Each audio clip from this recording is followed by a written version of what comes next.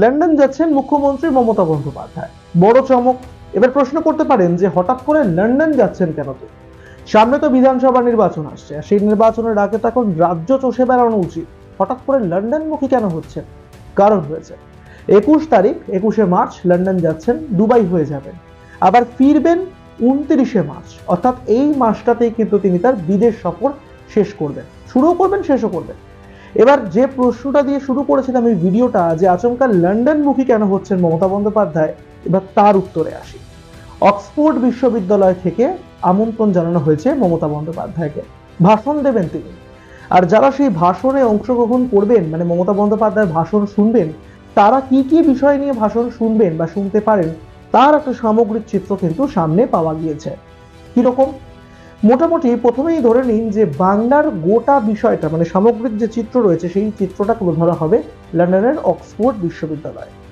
বাংলার শিল্প, বাংলার যে ঐতিহ্য, বাংলার সংস্কৃতি, তার সঙ্গে রাজ্য সরকারের একাধিক যে প্রকল্প রয়েছে, সেই সকল প্রকল্পগুলো যেগুলো রীতিমতন বাংলার বাজারে হিট করে গিয়েছে, সেই প্রকল্পগুলো নিয়েও কিন্তু কথাবার্তা হবে বলে জানা গিয়েছে।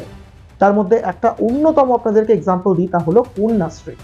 আপনারা ইতিমধ্যেই জানেন যে কন্যাশ্রী যখন চালু করা হয়েছিল রাজ্য সরকারের তরফে, তখন সেটা শুধুমাত্র দেশে নয়, বিদেশের মাটিতেও সেটা নিয়ে আলোচনা হয়েছে এবং তার যথেষ্ট প্রশংসা করা হয়েছে এবং মমতা বন্দ্যোপাধ্যায়কে সাধুবাদ জানানো হয়েছে এই প্রকল্পটার জন্য। আর সেই প্রকল্পটাও কিন্তু এবার আলোচ্য বিষয় হতে চলেছে লন্ডন সফরে মমতা বন্দ্যোপাধ্যায়ের এই ভাষণের মধ্যে। এছাড়াও বাংলার পর্যটন এবং রূপরেখা মানচিত্র, এই সমস্ত কিছু বিষয় নিয়ে একটা আলোচনা সেখানে হবে বলে শোনা যাচ্ছে।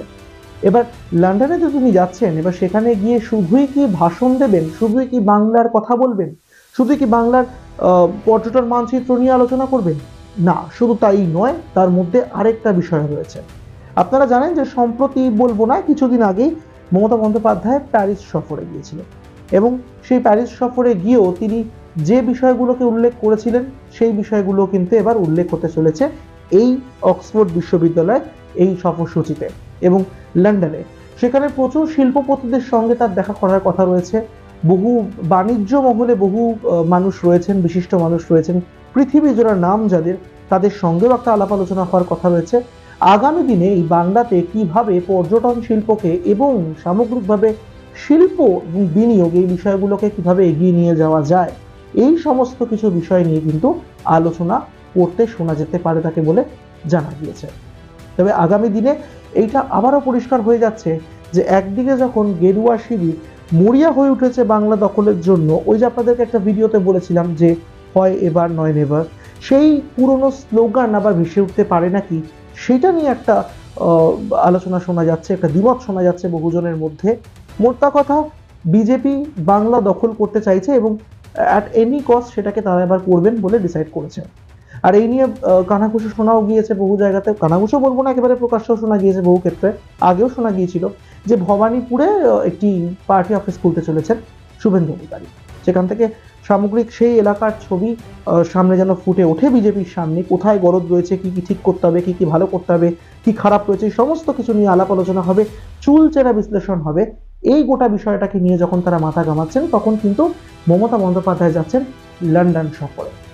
বিনিয়োগ, শিল্প, পশ্চিমবঙ্গের মানচিত্র, পশ্চিমবঙ্গের সংস্কৃতি, এই সমস্ত কিছু তিনি তুলে ধরবেন লন্ডনে। এটা যেরকম একদিকে সত্যি, আবার এটাও সত্যি যে সামনেই বিধানসভা নির্বাচন আসছে।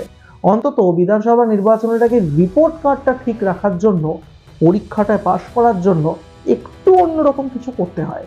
আর এবার সেই চালটাও হয়তো ছেলে দিচ্ছেন মুখ্যমন্ত্রী মমতা বন্দ্যোপাধ্যায়। আবার বলতে পারেন যে এই ক্ষেত্রে এটা একটা বড় সড়ো অ্যাটাক হতে পারে বিরোধীদের কাছে, যে তারা যদি এরকম কৌশল করে তাহলে শাসক শিবির কি কৌশল করবে। তো শাসক শিবিরের কৌশল এটা হলেও হতে পারে, আমরা বলছি না যে এটাই কৌশল। রাজ্যকে এগোনোর জন্য শাসক দল অবশ্যই এগিয়ে থাকবে, সরকার সেই ব্যবস্থা করবে, সেটাই করা উচিত এবং সেই ছবিটাই লক্ষ্য করা যাচ্ছে। তবে এটাকে কোনো রকম ভাবে, যেটা আমি বলছি যে এরকম হতে পারে, আপনারাও কি তার সঙ্গে সমত? কমেন্ট করে জানাতে ভুলবেন না আমাদেরকে।